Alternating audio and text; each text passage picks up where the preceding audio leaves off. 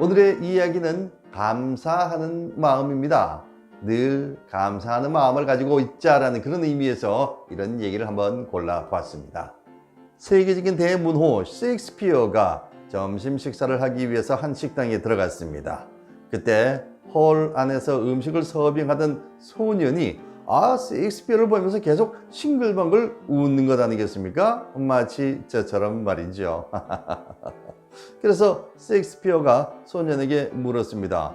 아니, 너는 뭐가 그렇게 좋아서 싱글벙글 하느냐? 그랬더니 소년이 이 식당에서 음식 나르게 된 것이 감사해서 그렇습니다. 이러는 것 아니겠습니까? 그래서 셰익스피어가 다시 아니, 음식 나르는 것이 뭐가 그렇게 감사하냐? 그랬더니 음식을 나름으로 해서 선생님 같은 귀한 분을 만날 수 있게 됐지요. 이런 날이 오기를 오래 기다렸습니다. 이렇게 대답하는 것 아니겠습니까? 하하. 세상에는 세 종류의 사람이 있다고 합니다. 첫째는 기쁜 일이 있어도 감사할 줄 모르는 사람. 둘째는 기쁜 일이 있을 때만 감사하는 사람. 셋째는 역경 속에서도 여전히 감사하는 사람입니다.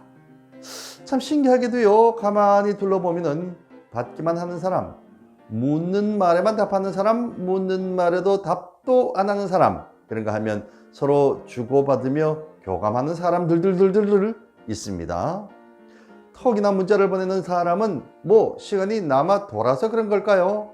꼭 그렇지만은 않습니다. 이 사람들은요, 세상에 감사하는 마음을 나눠주고 싶기 때문 아니겠습니까?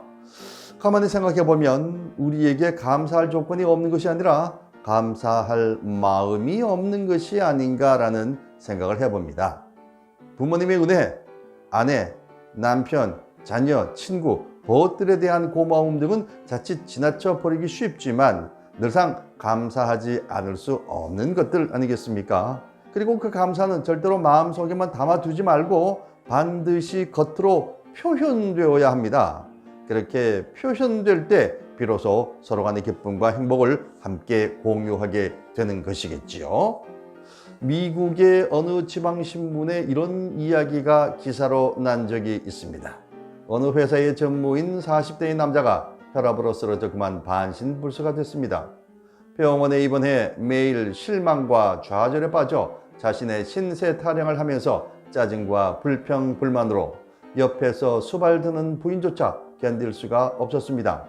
그러던 어느 날 친한 친구의 문명을 받고 얘기를 나누었는데 친구는 신세 타령과 불평, 불만만 하지 말고 인생을 살아오면서 도움을 준 사람을 생각하면서 감사의 조건들을 찾아보라고 권하는 것이었습니다. 처음에는 감사할 조건이 조금도 생각이 나지 않았습니다. 자기에게 도움을 준 사람도 별 생각이 나지 않았고 그저 짜증만 났고 부인도 자식도 친구들도 고맙지가 않았습니다. 그러나 그는 노력을 해서 지난날을 회상하는 가슴속에 뭉클한 한 생각을 떠올렸습니다. 그것은 바로 국민학교 때 여선생님의 생각이었습니다. 그는 국민학교 때 그렇게 공부를 잘 하지 못했는데도 늘 담임 여선생님이 칭찬을 잘해줘서 용기를 얻어 공부를 열심히 하게 됐고 중고등학교와 대학을 우등 졸업하고 또 취직해서 회사의 중역까지 됐다는 생각을 하니 가슴이 뜨거워지기 시작했고 어릴 적 그 여선생님이 그렇게 고마울 수가 없었습니다. 그는 여기저기 수소문을 해서 그 선생님이 계신다는 양로원의 주소를 찾아 간단한 사연을 편지로 썼습니다. 선생님, 감사합니다. 저는 윌리인데 지금 반신불수가 되어 있습니다. 선생님은 저의 생애에 있어서 둘도 없는 은사십니다. 그동안 한 번도 감사의 글을 드리지 못하고 무심했던 것을 용서해 주십시오. 이렇게 내용을 적었습니다.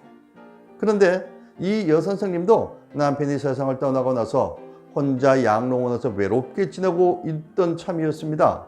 어느 날 편지통에서 이 편지를 받아 읽게 됐고 너무 기쁘고 고마워서 답장을 이렇게 썼습니다. 사랑하는 윌리군, 내 평생 수많은 어린이를 가르쳤지만 고맙다고 감사의 편지를 써보낸 제자는 자네밖에 없었네.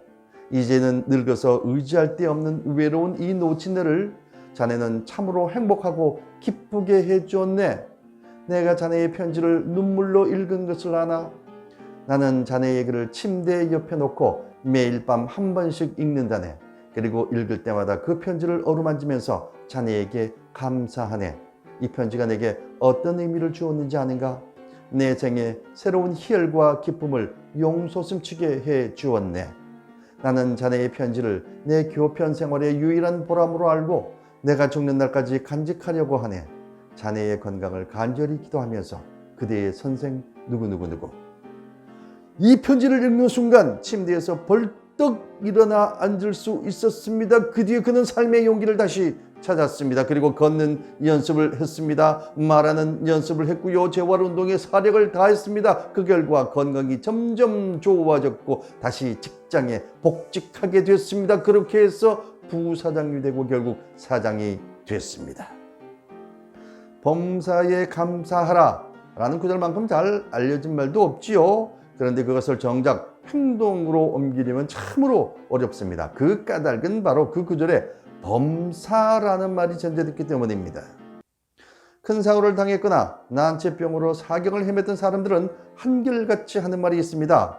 그것은 무사히 살아있다는 것 자체가 얼마나 감사한 일인지 모른다는 것입니다. 오늘 나의 생명에 감사할 수 있는 사람은 범사에 감사할 수 있는 기본이 진정으로 닦여진 그런 사람 때문 아닐까요? 그래서 저도 오늘 감사를 실천하기 위해서 돌아다니면서 감사합니다.